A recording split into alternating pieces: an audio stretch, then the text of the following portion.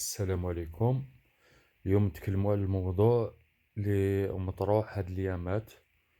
أه موضوع لا يدور في مواقع التواصل الاجتماعي، في الرياضة. ولكن عنده أبعاد أخرى، أبعاد تفسر العالم كيفاش هو يمشي. مانيش نزيد من عندي، ولكن هذه هي الحقيقة، لازم نفهموها نشوفوها بوضوح. بعض الناس يغمضوا عينيهم هاد التناقضات وهاد الأمور مستجدات اللي تحصل. ماهيش مستجدات، على كل حال قديمة جديدة. تم إقصاء تاع الملاكمة الجزائرية، تأهلت للنهائي.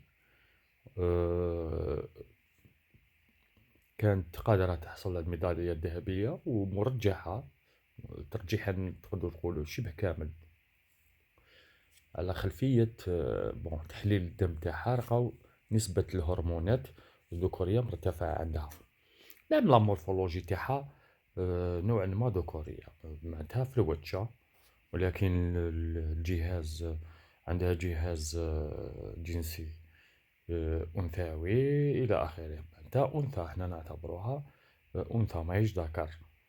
وكيما حبيتو دينيا، علميا، فيزيائيا، تشوفها أنثى.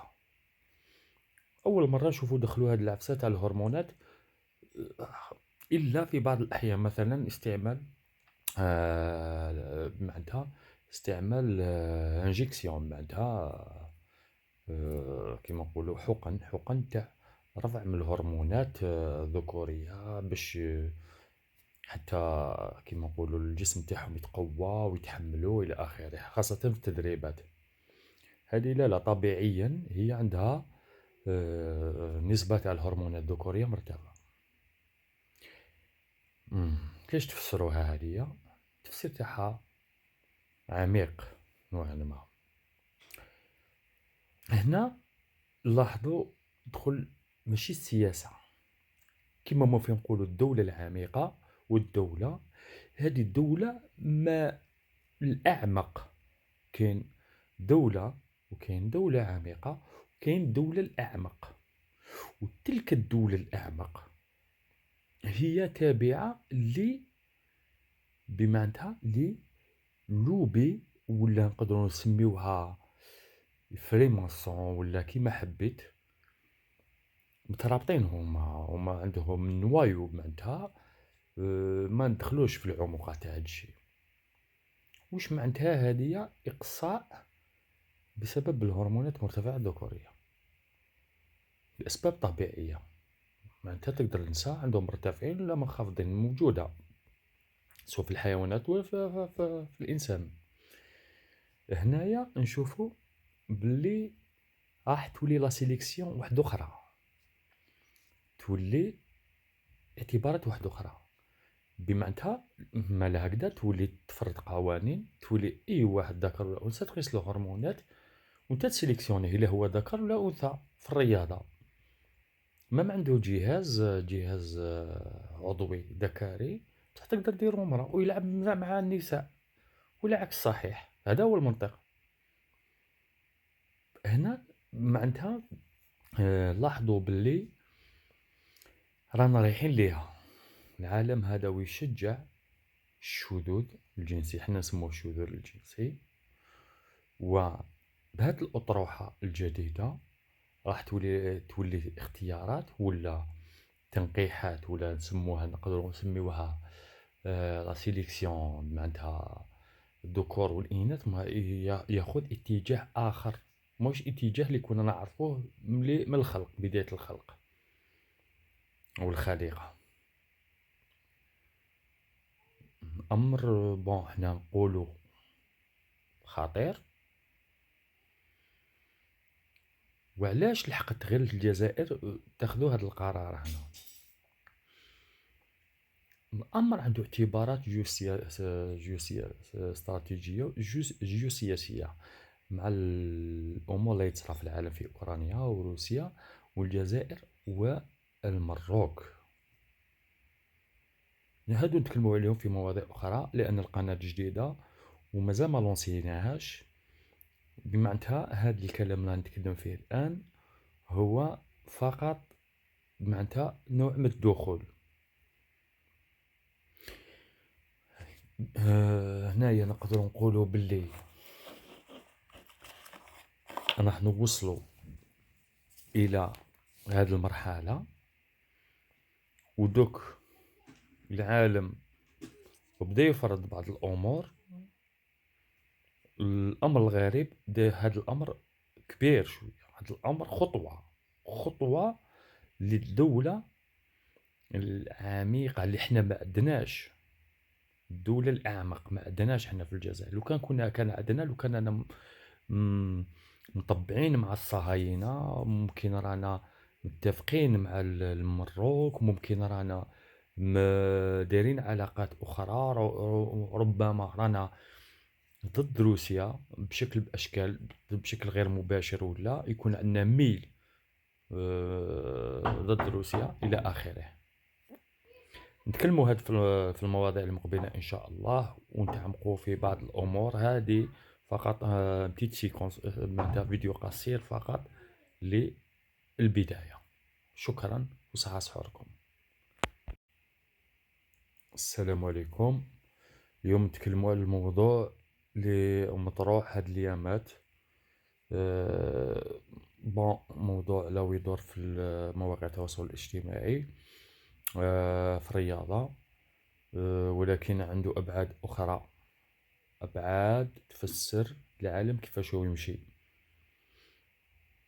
مانيش نزيد من عندي، ولكن هذه هي الحقيقة، لازم نفهموها نشوفوها بوضوح. بعض الناس يغمضوا عينيهم هاد التناقضات وهاد الأمور مستجدات اللي تحصل. ماهيش مستجدات، على كل حال قديمة جديدة. تم إقصاء تاع الملاكمة الجزائرية، تأهلت للنهائي. كانت قادرة تحصل على الميدالية الذهبية، ومرجحة ترجيحا تقدروا تقولوا شبه كامل، على خلفية تحليل الدم تاعها لقاو نسبة الهرمونات الذكورية مرتفعة عندها. نعم، لا مورفولوجي تاعها نوعا ما ذكورية، معناتها في الوجه، ولكن الجهاز عندها جهاز جنسي أنثوي إلى آخره. معناتها أنثى، احنا نعتبروها أنثى ماهيش ذكر. وكيما حبيتو دينيا، علميا، فيزيائيا، تشوفها أنثى. أول مرة نشوفو دخلوا هاد العفسة تاع الهرمونات، إلا في بعض الأحيان، مثلا استعمال معناتها استعمال انجيكسيون، معناتها كيما نقولوا حقن تاع رفع من الهرمونات الذكورية، باش حتى كيما نقولوا الجسم تاعهم يتقوى ويتحملوا إلى آخره، خاصة في التدريبات. هذه لا طبيعيا هي عندها نسبة تاع الهرمونات الذكورية مرتفعة. كيفاش تفسروها هذه؟ التفسير تاعها عميق نوعا ما. هنا لاحظوا دخل ماشي السياسة، كما ما في نقولوا الدولة العميقة والدولة. هذه الدولة ما الأعمق، كاين دولة وكاين دولة عميقة وكاين دولة الأعمق. وتلك الدولة الأعمق هي تابعة بمعناتها لوبي، ولا نقدروا نسميوها فريماسون، ولا كيما حبيت. مترابطين هما عندهم نوايو، معناتها ما ندخلوش في العمق تاع هذا الشيء. واش معناتها؟ هذه إقصاء بسبب الهرمونات مرتفعة الذكورية لأسباب طبيعية. معناتها تقدر النساء عندهم مرتفعين ولا منخفضين، موجودة سواء في الحيوانات ولا في الإنسان. هنايا نشوفوا باللي راح تولي لا سيليكسيون واحدة أخرى، تولي اعتبارات واحدة أخرى. بمعناتها مالا هكذا تولي تفرض قوانين، تولي أي واحد ذكر ولا أنثى تقيسلو هرمونات ونتا تسيليكسيونيه إلا هو ذكر ولا أنثى في الرياضة. مام عندو جهاز عضوي ذكري بصح تقدر ديرو مرا ويلعب مع النساء والعكس صحيح. هذا هو المنطق. هنا معناتها لاحظوا باللي رانا رايحين ليها. العالم هذا ويشجع الشذوذ الجنسي، حنا نسموه الشذوذ الجنسي. وبهذه الأطروحة الجديدة راح تولي اختيارات ولا تنقيحات ولا نسموها، نقدروا نسميوها لا سيليكسيون، معناتها الذكور والإناث ياخذ اتجاه آخر، مش اتجاه اللي كنا نعرفوه من الخلق، بداية الخلق أو الخليقة.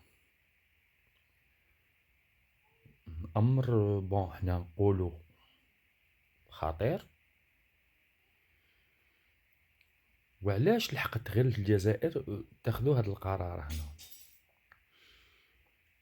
الأمر عنده اعتبارات استراتيجية جيوسياسية مع الأمور اللي تصرى في العالم في أوكرانيا وروسيا والجزائر والمروك.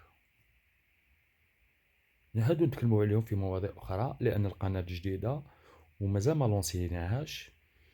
بمعناتها هاد الكلام اللي نتكلم فيه الآن هو فقط معناتها نوع من الدخول. هنايا نقدروا نقولوا باللي نحن وصلوا الى هذه المرحله ودوك العالم وبدا يفرض بعض الامور. الامر الغريب هذا الامر كبير شويه، هذا الامر خطوه للدوله العميقه اللي احنا ما عندناش. الدوله الاعمق ما عندناش احنا في الجزائر. لو كان عندنا، لو كان مطبعين مع الصهاينة، ممكن رانا متفقين مع المروك، ممكن رانا دايرين علاقات أخرى، ربما رانا ضد روسيا بشكل بأشكال بشكل غير مباشر، ولا يكون عندنا ميل ضد روسيا إلى آخره. نتكلموا هاد في المواضيع المقبلة إن شاء الله، ونتعمقوا في بعض الأمور هذه. فقط بتيت سيكونس معناتها فيديو قصير فقط للبداية. شكرا وصحة سحوركم.